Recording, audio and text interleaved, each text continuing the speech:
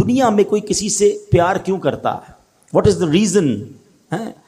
کیا وجہ ہوتی ہے کہ بندہ کسی کے فال ان لو، اس کے پیار میں گم ہو جاتا ہے؟ 3 ریزن ہوتی ہیں نارملی. یا تو وہ بڑا حسین ہوتا ہے، اچھا لگنے لگ جاتا ہے، یا بڑا مہربان ہوتا ہے، خیال رکھنے والا ہوتا ہے، یا وہ بڑا با کمال ہوتا ہے، اسپیشل ہوتا ہے، عام لوگوں سے ہٹ کر ہوتا ہے، اس لیے اس سے پیار ہو جاتا ہے. اگر یہ 3 ریزنز ہیں تو خالق کائنات کی طرف اگر توجہ جاتی ہے تو دنیا کے سارے حسن اور رعنائیوں کو بنانے والا، جس نے دنیا میں ایسے حسین اور ایسی رعنائیاں، اتنے خوبصورت مناظر بنائے، جنت جس نے بنائی، اس مالک کی سبحان اللہ وہ کیسا مولا ہوگا. پھر آگے چلو، اگر با کمال سے محبت ہوتی ہے تو ہر با کمال کو کمال دینے والی ذات بھی رب کائنات کی ہے، پھر اس سے محبت کیوں نہ ہو. اور اگر کسی محسن سے، کسی خیال رکھنے والے سے پیار ہو جاتا ہے تو بتاؤ تو صحیح، جب سے پیدا ہوا ہوں، جب سے لے کر آج تک روزانہ جس کے احسانات تلے دبا ہوں، وہ کوئی اور ذات نہیں، وہ میرے مالک کی ذات ہے. بلکہ سچی بات بتاؤں، مجھ پر اور آپ پر تو پیدا ہونے سے پہلے ہی اس کے احسان جاری ہیں. جی ہاں، بیفور مائی برتھ وہ مجھ پر بلیسنگز، مجھ پر مہربانیاں جاری کیے ہوئے. کیسے؟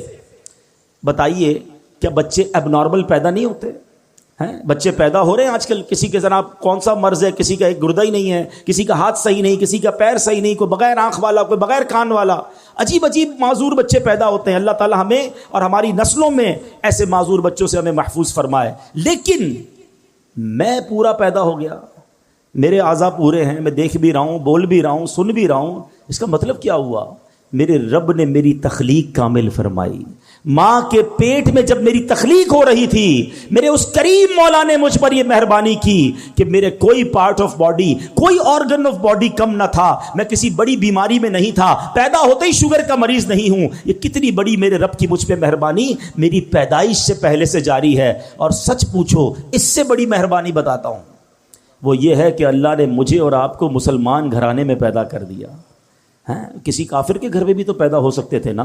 روز بچے پیدا ہو رہے ہیں، کوئی کس مذہب والے کے یہاں پیدا ہو رہا ہے، کوئی کس مذہب والے کے لیے پیدا ہو رہا ہے. میں نے کیا کمال کیا تھا؟ میرا کیا ایسا کمال تھا کہ اللہ نے مجھے مسلمان گھرانے میں پیدا کیا؟ سب سے پہلی آواز جو میرے کانوں نے سنی وہ اللہ اکبر کی اذان سنی، کیونکہ جب میں پیدا ہوا مسلمان گھرانے میں تھا تو میرے کان میں اذان دی گئی. بتاؤ، یہ شروع سے مہربانیاں رب کی جاری ہیں. تو اگر کسی مہربان سے محبت کی جاتی ہے تو پھر اللہ سے سب سے زیادہ ہمیں محبت ہونی چاہیے. قرآن جس سورت سے شروع ہوتا ہے، سبحان اللہ، آج بات کریں گے سورہ فاتحہ، ویری فرسٹ سورہ آف قرآن. اس کا مقام نزول کیا ہے؟ اکثر علماء کے نزدیک سورہ فاتحہ مکہ مکرمہ میں نازل ہوئی.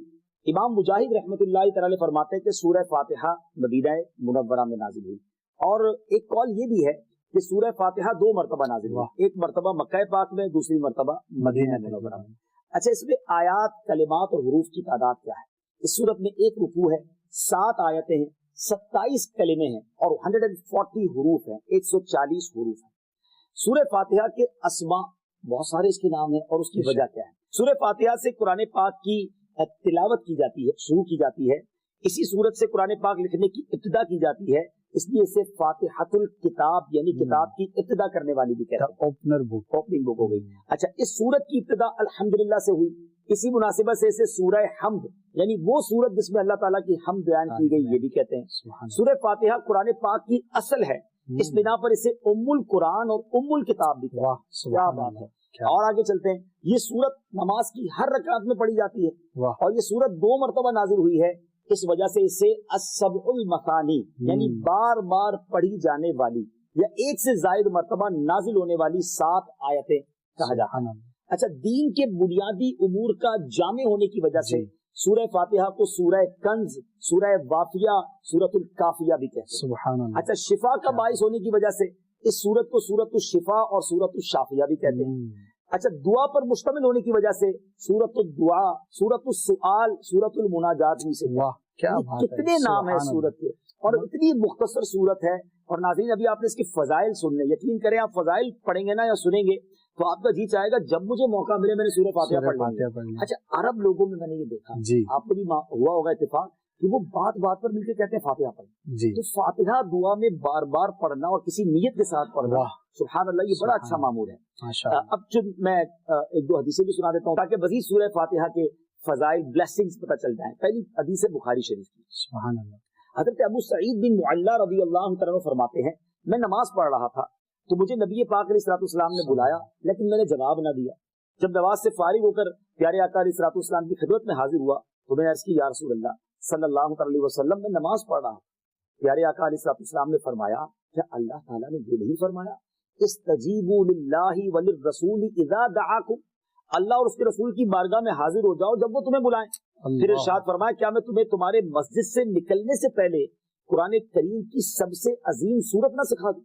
سب سے عظیم سورت. پھر آپ علیہ الصلوۃ والسلام نے میرا ہاتھ پکڑ لیا. جب ہم نے نکلنے کا ارادہ کیا تو میں نے عرض کی حضور آپ نے کچھ فرمایا تھا تو کہ میں ضرور تمہیں قرآن مجید کی سب سے عظمت والی سورت سکھاؤں گا.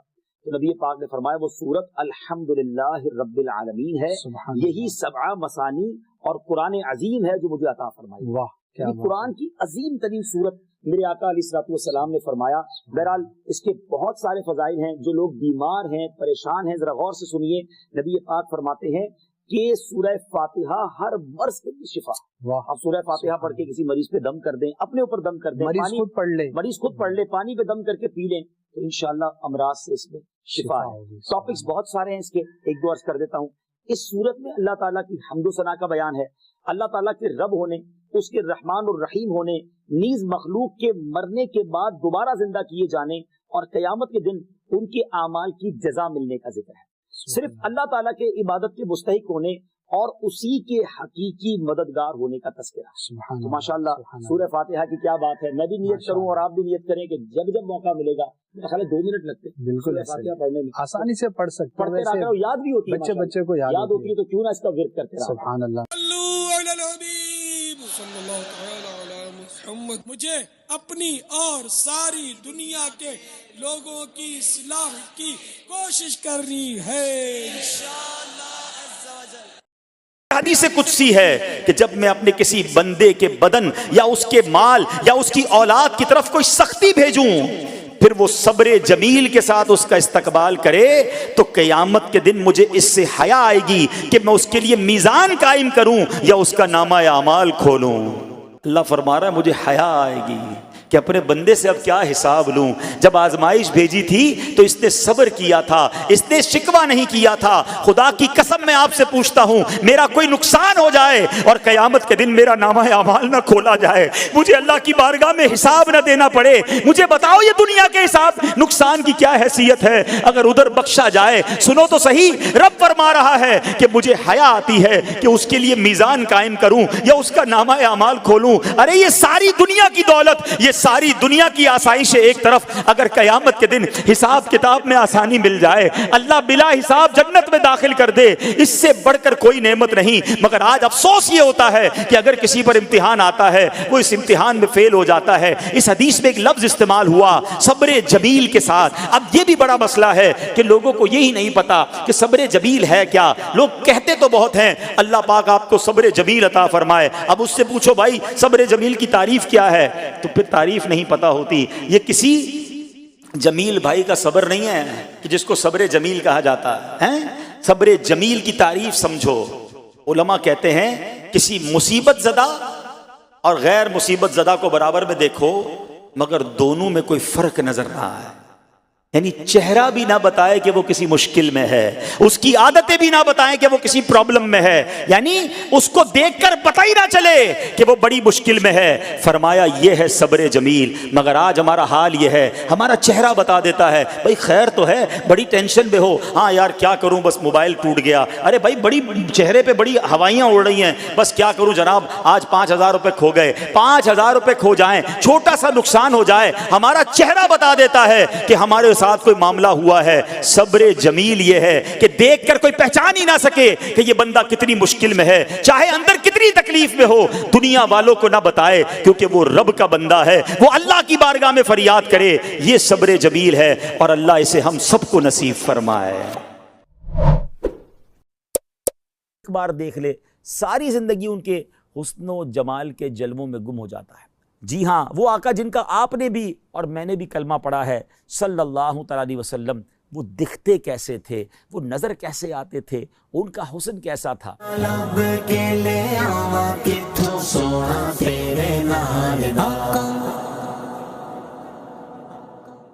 پیارے پیارے اسلامی بھائیوں اور مدنی چینل کے ناظرین، آپ نے آج تک بڑے حسین لوگوں کے تذکرے سنے ہوں گے یا انہیں دیکھا ہوگا، ہو سکتا ہے بڑے دنیا کے حسین مقامات بھی دیکھے ہوں اور ان کا تذکرہ سنا ہو، مگر آج آپ کچھ انوکھا، کچھ نرالا، کچھ بڑا ہی پیارا سننے جا رہے ہیں۔ امید ہے جیسے جیسے آپ سنتے جائیں گے دل کی مرجھائی کلیاں کھلتی چلی جائیں گی، انشاءاللہ شوق دیدار بڑھتا چلا جائے گا، جیسے جیسے سنتے جائیں گے کئیوں کی آنکھیں اشک بار ہوتی چلی جائیں گی۔ کس کا تذکرہ ہونا ہے؟ اس حسین کی بات ہونی ہے، اس حسن و جمال کے پیکر کا تذکرہ ہونا ہے کہ ان جیسا پیارا، ان جیسا سونا، ان جیسا حسین رب نے کوئی اور بنایا ہی نہیں ہے۔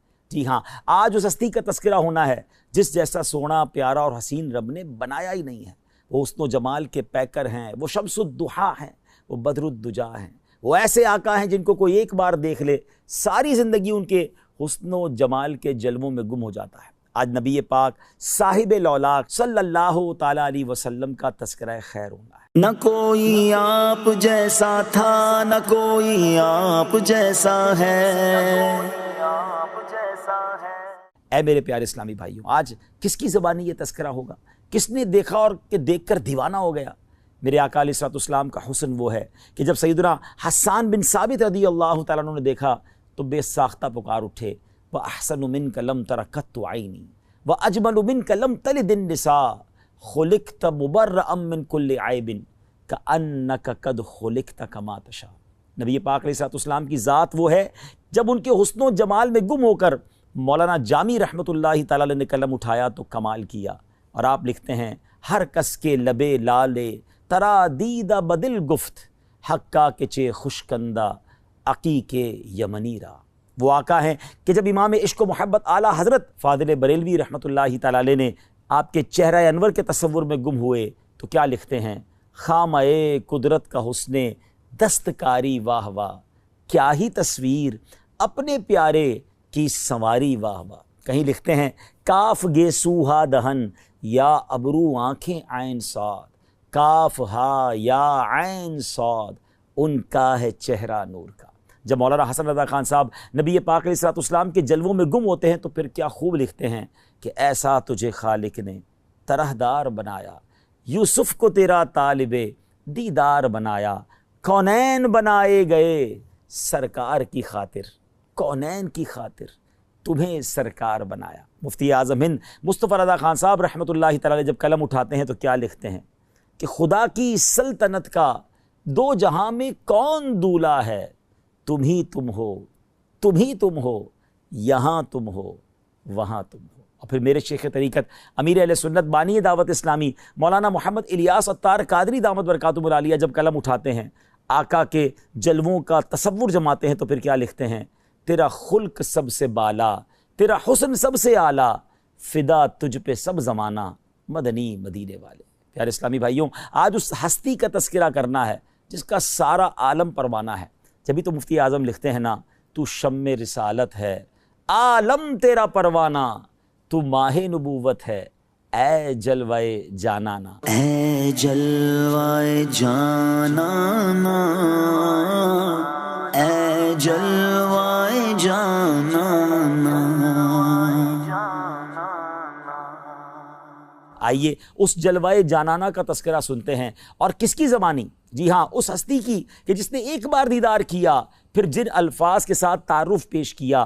آج بھی سیرت کی کتابوں میں گویا سنہرے حروف میں وہ الفاظ لکھے جاتے ہیں، پڑھے جاتے ہیں۔ اگر آج واقعی آپ جاننا چاہتے ہیں کہ وہ آقا، جی ہاں وہ آقا جن کا آپ نے بھی اور میں نے بھی کلمہ پڑھا ہے صلی اللہ تعالیٰ علیہ وسلم، وہ دکھتے کیسے تھے، وہ نظر کیسے آتے تھے، ان کا حسن کیسا تھا، تو آئیے اب تیار ہو جائیے، تصور میں گم ہو جائیے۔ پیکر حسن و جمال رسول بے مثال بی بی آمنہ کے لال صلی اللہ علیہ وسلم کا رخ زیبا کیسا تھا، سنتے ہیں سیدتنا ام معبد رضی اللہ تعالی عنہا کی زبانی۔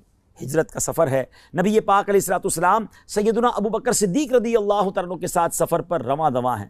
راستے میں وادی قدید کا مقام آتا ہے، ایک ضعیف خاتون ہیں جو اپنے خیموں میں بیٹھا کرتی ہیں، آنے جانے والے مسافروں کو کچھ کھانے پینے کا سامان فروخت کیا کرتی ہیں۔